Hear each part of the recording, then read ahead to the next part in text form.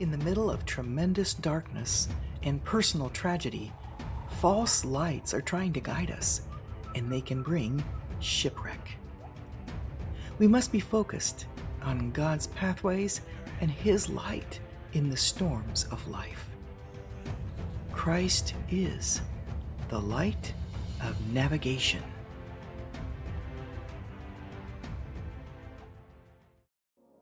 Hello, and welcome to the Light of Navigation and this Reflections podcast. My name is Marguerite Lever-Woodall, and I'm an author, speaker, and your host. In these podcasts, I love to explore and contemplate different life issues and their solutions through the lens of God's wisdom and His words. In this 13th episode called The Two Paths of Brokenness, let's look at and think about what two different outcomes can occur from our suffering. Join me in giving thought on the tough issues of life, and let's discover God's pathways through them.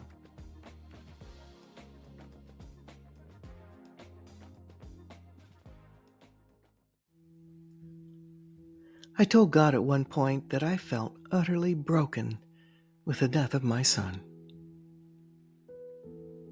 In these moments, I am aware of two paths that brokenness presents to us when tragedy or hardship strikes.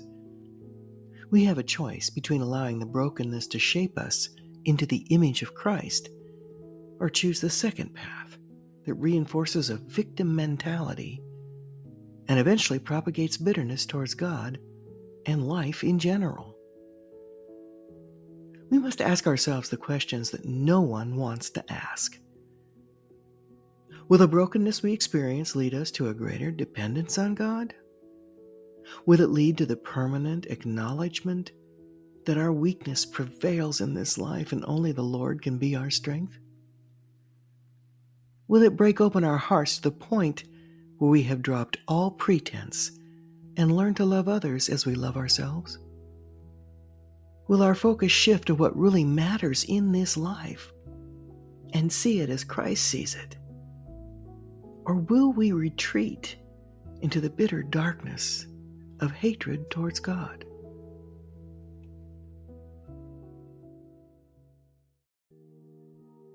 A greater intimacy with God can also be fostered through hardship. The first path can bring a new dimension to life right in the middle of all the pain. I had prayed for God to deal with my hardened heart several years ago when I recognized it was a problem in my relationships. Now, with my heart in a long-term state of brokenness, feeling others' pain can wash over me swiftly when I hear of someone's suffering or distress. Before I experienced tragedy in my own life, I displayed little sympathy or empathy for others. I never thought much about how others suffer through their own tribulations, until now. I seem to be easily moved now to compassion as never before, and the love of God is beginning to prevail towards others too. Now I choose to willingly express the emotions of sorrow and pain, to allow their flow in order to reach out to others who may be shattered by their own tragedies. In the middle of all of this, I've deeply experienced the goodness of God like never before. Any bitterness or anger towards God never crossed my path because I knew what my choices were and what they could bring. As a result, exponential spiritual growth has occurred that has blessed me deeply in every way.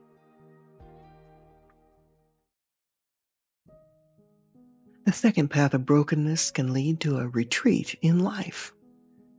No one and nothing matters much anymore. We shove aside the tenderness of heart that the brokenness brings about and shut it out. The heart then hardens itself further and, like prison doors, locks up tighter than ever against relationships, especially with God. Anger, depression, and bitterness progressively develop. The mentality of the victim begins to set in our thought life. The blame game along with unforgiveness, eventually overtakes us, which we direct towards God or someone else. In short, we don't see a way out. The fruit of this path is emotional, relational, and eventual spiritual decay and deadness. This is the path of a fallen world's way of dealing with the brokenness when it occurs. In the past, I've cared more about an animal that was suffering than a hurting human being. I say this to my shame, and over the years in prayer I've told God that I knew there was something wrong with this attitude and that I didn't want to be this way. Human beings are supposed to matter far more than animals, and I deeply love animals. We tend to show more compassion towards animals than our own kind. People are higher in priority in God's eyes than His creatures. If we're really honest, I think many of us are this way, but don't think about it very much. This is changing now for me. Others do matter more.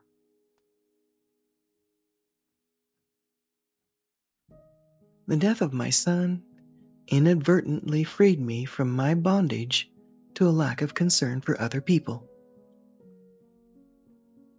I now realize more than ever that I was a prisoner of my own indifference towards others. The love of Christ is beginning to prevail in my relationships, and it's wonderful. God does not desire or initiate the death of our loved ones, but if we trust Him, He'll bring about a deeper maturity and character on the other side of it. The first path is by far the best one, and is the most fruitful spiritually if we choose it. Its fruit is agape love, self-sacrifice moved by compassion, and a helplessness that throws itself into the arms of God every day. A deeper territory of trust in God is entered into, and the Spirit of grace manifests itself often. This is the path I choose.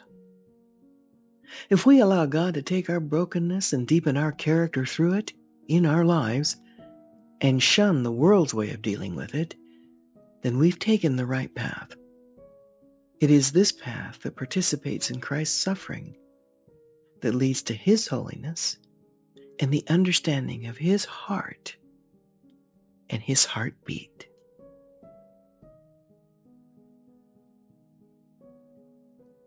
Thank you for taking time to listen today.